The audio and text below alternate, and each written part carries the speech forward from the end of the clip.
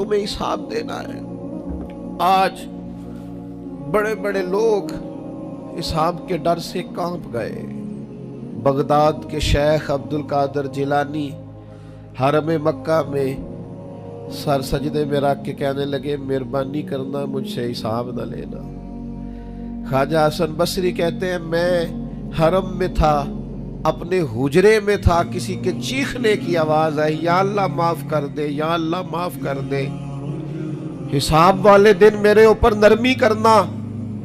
फरमाते मैंने कहा कोई गुनाहगार आहोजारी कर रहा है, मैं जाके तसल्ली देता हूं। और जब मैंने जाके चेहरा देखा, फरमाते कलेजा फट गया, वजूद कांप गया, और मैं उस दुआ करने वाले के कदमों से लग गया। लोगों तुम्हें पता है वो कौन था जो दुहाई दे रहा था कि मालिक हिसाब न लेना?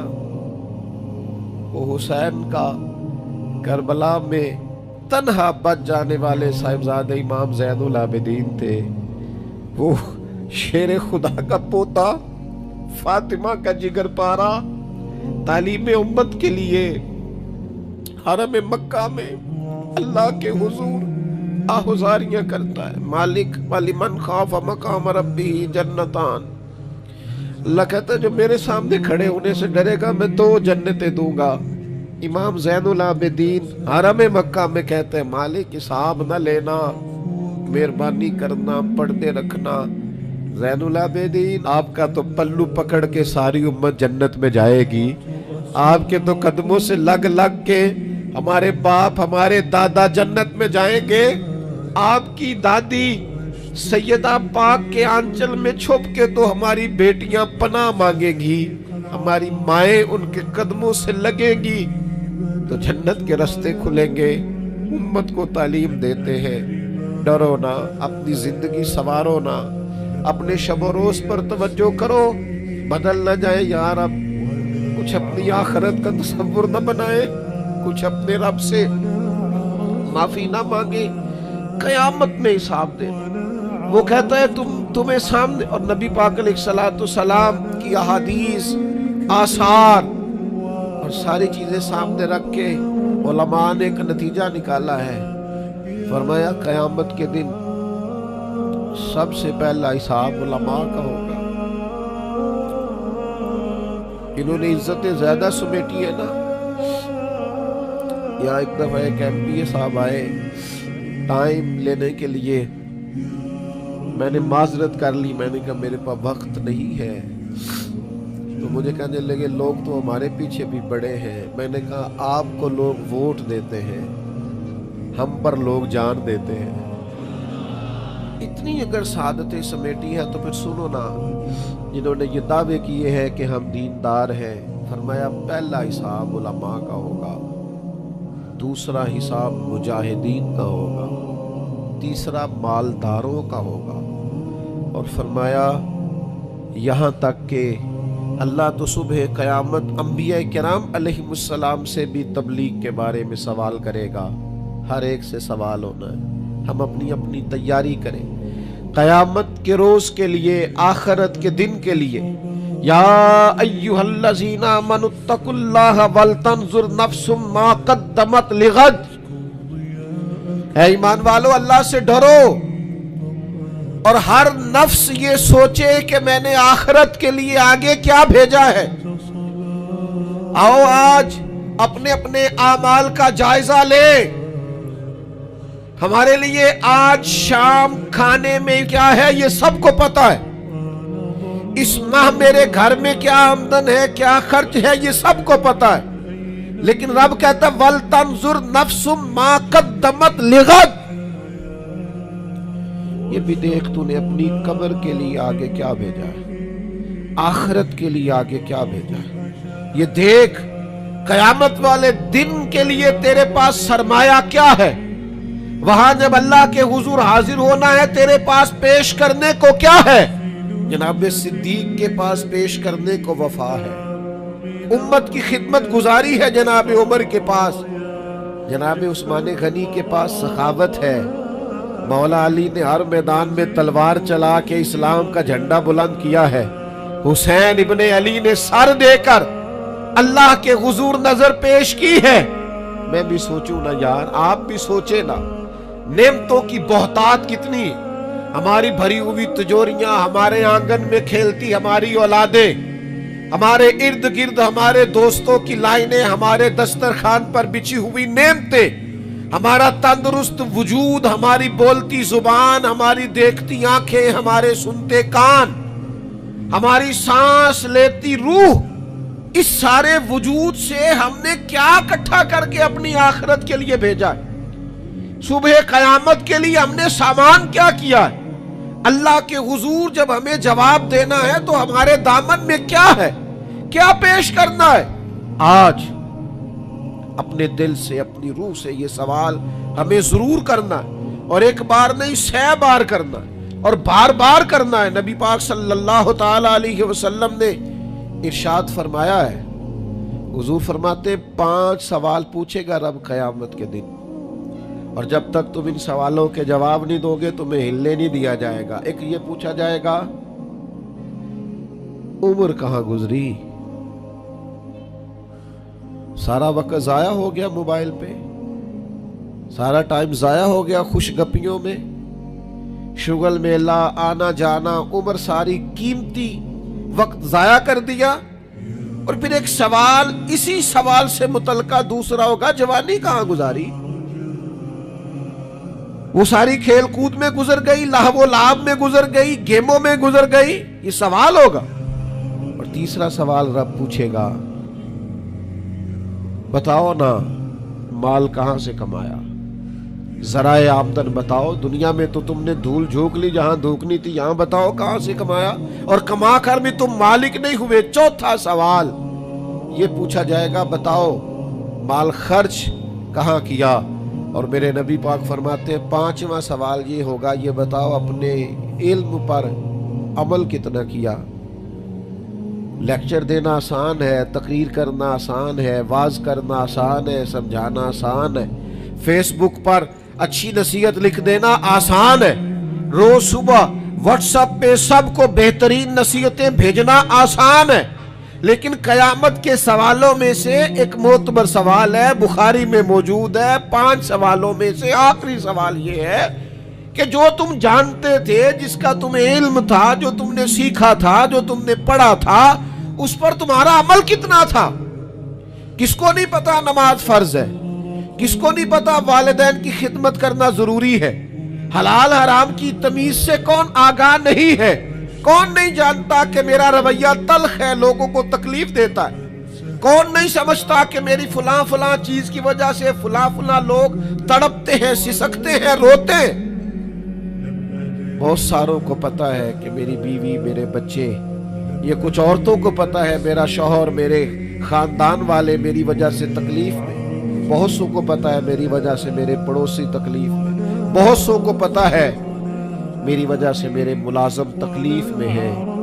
تم سے پوچھا جائے گا اپنے علم پر کتنا عمل کیا، وہ جو تم جانتے تھے، جتنا تمہیں شعور تھا۔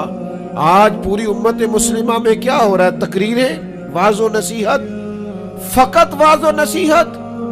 اقبال کہتے ہیں مسجد تو بنا دی شب بھر میں ایمان کی حرارت والوں نے، اور یہ دیکھنا کیا کہتے ہیں من اپنا پرانا پاپی تھا، برسوں میں نمازی بن نہ سکا۔ اور اقبال بڑا اپدیشک ہے، من باتوں میں مو لیتا ہے، بڑی سونی باتیں کر دی آتی ہے ہمیں۔ اقبال بڑا اپدیشک ہے، یہ من باتوں میں مو لیتا ہے، پر گفتار کا قاضی ہے یہ بنا، کردار کا غازی بن نہ سکا۔ گفتار کا قاضی غازی بننا آسان ہے، لیکن اپنے عمل میں نکھار لانا، ہاں۔ سب سے پہلے 2 چیزوں کا حساب ہونا قیامت میں، یاد رکھیے گا۔ اعمال میں سب سے پہلے نماز کا حساب ہوگا۔ حضور نے فرمایا کافر اور مومن کے بیچ فرق ہی نماز کا ہے۔ اور حقوق العباد میں سب سے پہلے قتل کا حساب ہوگا۔ یہ 2 حساب سب سے پہلے، اور کچھ لوگ ایسے بھی ہوں گے جن کا حساب آسان ہوگا۔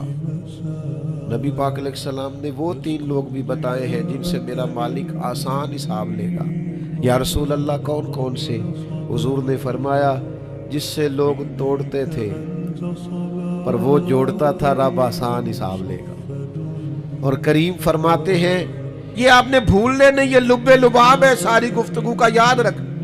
فرمایا جو تجھے محروم کرے اسے عطا کر، جو تجھ سے توڑے تو اس سے جوڑ، اور جو تجھ سے زیادتی کرے تو اسے معاف کر دے، اللہ قیامت میں تجھ سے آسان حساب لے گا۔ اللہ تیرے لیے قیامت میں آسانی پیدا کر دے گا۔ میرے بھائیوں، ایک اور بندہ بھی ہے جس سے قیامت میں بڑا آسان حساب ہے۔ کریم محبوب علیہ السلام نے فرمایا، جس کے سینے میں حسد نہیں نہ ہوتا، جس کے دل میں بغض نہیں ہوتا، جس کے دل میں کینہ نہیں ہوتا، سانو تخت ہزارے دی لوڑ کی، وہ اسی کسے دے کچھ بھی نہیں لگ دے، نہ کوئی ساڈا دردی۔ وہ جو سینہ بالکل، جن کا سینہ بے کینہ ہوتا ہے نا، کشادہ دل، سب کے لیے پیار، سب کے لیے محبت، سب کے لیے وارفتگی، ہر ایک، سارے سمجھتے ہیں مجھ سے ہی پیار زیادہ ہے، سینہ کشادہ ہے، دل بڑا ہے۔ فرمایا جن کے سینے کشادہ ہوں گے، بغض سے، عداوت سے، حسد سے، کینے سے پاک ہوں گے، اللہ قیامت میں آسان حساب لے گا۔ اچھا، میرا وجدان کہتا ہے کہ میرے نبی پاک کے پاک لفظوں کا معنی یہ ہے، قیامت میں رب ان سے فرمائے گا، جاؤ میں نے تمہیں معاف کیا۔ جن کے سینے صاف ہوں گے، دل صاف ہوں گے، پاک ہوئے تے پاک ہی ملتا ہی، بنا پاکو پاک نہیں ملتا۔ سارے وجود نو دھون دے نالوں اکو دھولا ٹکڑا دل دا، دل ہو صاف، دل ہو کشادہ، 14 طبق دلے دے اندر، اساں تمبو وانگو تانے ہو۔ یہ تمبو دیکھ رہے ہو نا، چھاؤں دے رہا ہے نا، جل رہا ہے نا، درویش کہتے ہیں 14 طبق میرے دلے دے اندر، تے میں تمبو وانگو تانے ہوں، دل دریا سمندروں ڈونگے۔ کون دلان دیا جانے ہوں، اساں کیتی ہے جان حوالے رب دے، ایسا عشق کمایا مرن تو پہلو ہی مر گیا باہو، تاں مطلب نو پایا ہے، چھوڑ دیے جائیں سارے کینے۔ جب قیامت میں اللہ کے حضور حاضری کا ڈر ہو نا، تو پھر نہ بندہ بددیانت نہیں ہوتا، بے ایمان نہیں ہوتا، لاکھوں کروڑوں اربوں بھی آئیں تو کبھی بھی اس کی رال نہیں ٹپکتی، کبھی بھی اس کا دل للچاتا نہیں۔ اور اگر لوگ بددیانت ہو جائیں تے چوری ککھ دیوی تے چوری لاکھ دیوی، پھر لوگ 1 روپیہ بھی نہیں چھوڑتے، پھر ذرا سی بات پہ بددیانت ہوتے ہیں۔ صحیح بخاری مسلم میں حدیث ہے، نبی پاک علیہ السلام فرماتے ایک شخص نے زمین بیچی، دوسرے نے خرید لی، جب وہ خریدنے والے نے اسے کھودا تو اندر سے خزانہ نکل آیا۔ مجھے بتاؤ، خزانہ نکلے تو لوگ چھپاتے نہیں پھرتے، لوگ تہ کے اندر نہیں لے کے جاتے، وہ خزانہ نکل آیا۔ اس نے کیا کیا، وہ لے کے اس شخص کے پاس چلا گیا جس سے اس نے زمین خریدی تھی، کہنے لگا یار تیری زمین سے خزانہ نکل آیا، میں نے زمین خریدی تھی، خزانہ تو نہیں نہ خریدا تھا۔ یہ ذرا دیانت کا عروج دیکھو، تقوی کا نور دیکھو، یہ دیکھو باطن کیسے تھے لوگوں کے، اربوں کروڑوں روپیہ، یہ حضور بیان فرما رہے ہیں، بخاری مسلم میں موجود ہے۔ کریم فرماتے ہیں اس شخص نے جا کے کہا بھئی میں نے زمین خریدی تھی، خزانہ نہیں خریدا تھا، لہذا یہ تیرا ہے۔ وہ بھی رب کا بندہ تھا، کہنے لگا میں نے نا زمین بیچی تھی اور جو کچھ ہے وہ سارا ہی بیچ دیا تھا، لہذا نکل آیا تو تیرا ہی ہے، میرا ہوتا تو جب میرے پاس تھی تب نکلتا، لہذا تیرا ہی ہے۔ دونوں میں بحث ہونے لگ گئی، وہ کہتا ہے تو رکھ، وہ کہتا ہے۔ آج کل کیا ہوتا ہے، وہ ذرا مہنگی ہو گئی نا، سڑک گزر گئی، کہتے ہیں مکر جاؤ، زمین ذرا مہنگی ہو گئی ہے، کوئی تھوڑا ریٹ اور لگ گیا، خزانہ نکل آیا۔ حضور فرماتے ہیں وہ دونوں ایک دانا کے پاس گئے اور جا کے کہا یار یہ مسئلہ بن گیا ہمارے لیے، خزانہ نکل آیا زمین سے، تو اب میں اسے کہتا ہوں تو لے واپس، چونکہ تیری زمین سے نکلا ہے، تو یہ کہتا ہے میں نے زمین بیچی تو خزانہ بھی بیچ دیا۔ وہ دانا کہنے لگا تمہاری کوئی اولاد بھی ہے؟ ایک کہنے لگا میری بیٹی ہے، دوسرا کہنے لگا میرا بیٹا ہے، کہنے لگا دونوں کی شادی کر دو اور خزانہ دونوں کو دے دو۔ اور میرے بھائی جب حضرت شیخ ابو الحسن ایک درویش تھے مصر میں، ہر روز دعا مانگتے تھے، یا اللہ تاجر کی ان 2 بیویوں پہ رحم فرما، یا اللہ اس تاجر کی 2 بیویوں پہ رحم فرما۔ لوگوں نے کہا حضور یہ کیا معاملہ ہوا؟ فرمانے لگے یہاں مصر میں ایک تاجر رہتا تھا، اسے اکثر و بیشتر تجارت کی غرض سے ملک شام جانا پڑتا، تو اس نے سوچا وہاں نکاح نہ کر لوں، اس نے وہاں نکاح کر لیا۔ مالدار تھا، وہاں ایک بیوی رکھ لی، مکان رکھ لیا۔ اب یہ جو بیوی مصر میں تھی نا، اسے تھوڑا شک گزرا، بیوی بڑی گہری جاسوس ہوتی ہے، اسے سمجھ آ گئی کہ بدلے بدلے سے میرے محبوب نظر آتے ہیں، اسے سمجھ آ گئی کہ دھلے دھلے کپڑے آتے ہیں، وہ کیفیت ہی نہیں پہلے جو رنگ ہوتا تھا۔ ایک شخص کو پیسے دیے، کہا ذرا اس کی جاسوسی تو کر۔ شیخ فرماتے ہیں وہ ملک شام پہنچا، اس کے پیچھے پیچھے وہاں جا کے اس نے واپس آ کے خبر دی کہ تیرے شوہر نے تو نکاح کیا ہوا، لیکن اتفاق کی بات یہ کہ اس دفعہ جب یہ سفر سے آیا تو شدید بیمار تھا، بیوی حوصلے والی تھی، صبر والی تھی۔ اس نے سوچا کہ ذرا صحت اس کی ٹھیک ہوتی ہے تو پھر میں اس سے بات کروں گی کہ تم نے مجھے بتایا ہی نہیں اور نکاح کر لیا ہے، لیکن اس کی طبیعت ٹھیک نہ ہوئی، وہ زیادہ بیمار ہوا حتیٰ کہ انتقال کر گیا۔ اولاد کوئی نہیں تھی، اس بیوی نے عدت گزاری اور پھر جتنی جائیداد تھی اس کا وہ حصہ جو دوسری بیوی کا بنتا تھا وہ سارا اونٹوں پہ رکھا اور مصر سے لے کر شام پہنچی اپنے بھائیوں اور عزیزوں کے ساتھ، اور اسے جا کے کہنے لگی زمانہ تو نہیں جانتا پر میں تو جانتی ہوں نا، اللہ کو جواب دینا ہے، اس کی تو بھی بیوی ہے، جتنی میں حقدار ہوں تو بھی حقدار ہے، لہذا یہ حصہ تیرا رکھ لے۔ وہ کہنے لگی میری بہن اللہ تجھے جزا دے، جس رب کو تو نے قیامت میں حساب دینا میں نے بھی اسے ہی دینا ہے۔ میرا شوہر یقیناً میرا شوہر تھا، میرا اس سے نکاح ہوا تھا، پر اس دفعہ جب وہ آیا تو شدید بیمار تھا، کہنے لگا شاید میں بچ نہ سکوں۔ وہ ایک مکان مجھے دے گیا، کچھ مجھے میرا حصہ دے گیا اور مجھے طلاق دے گیا۔ کہنے لگا کہ تو جہاں چاہے نکاح کر لینا، میری صحت مجھے لگتا ہے کہ اب وقت جانے کا آ گیا۔ کہنے لگی بہن چونکہ مجھے طلاق ہو گئی تھی اب میں اس میں سے حصے دار۔ شیخ فرماتے ہیں گواہ دونوں کے پاس کوئی نہیں تھا، پر دونوں اللہ کو جواب دینا چاہتی تھی۔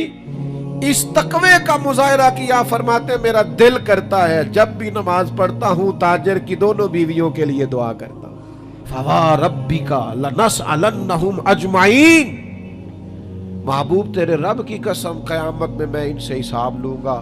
یہ جو آخرت کا تصور ہے نا، حضرت ابو ذر غفاری رضی اللہ تعالیٰ عنہ نے اپنے غلام سے کہا جو بہترین اونٹ ہے وہ اللہ کے رستے میں خرچ کر دو، خیرات کر دو، بہترین۔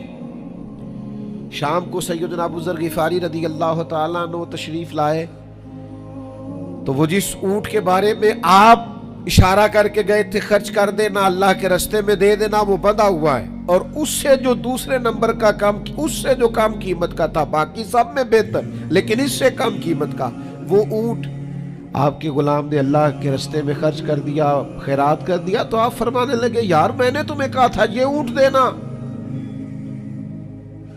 وہ کہنے لگا حضور یہ تو آپ کی سواری کا اونٹ ہے نا، تو میں نے چاہا تھا جو آپ کی سواری کا اونٹ ہے وہ رکھ لیا جائے۔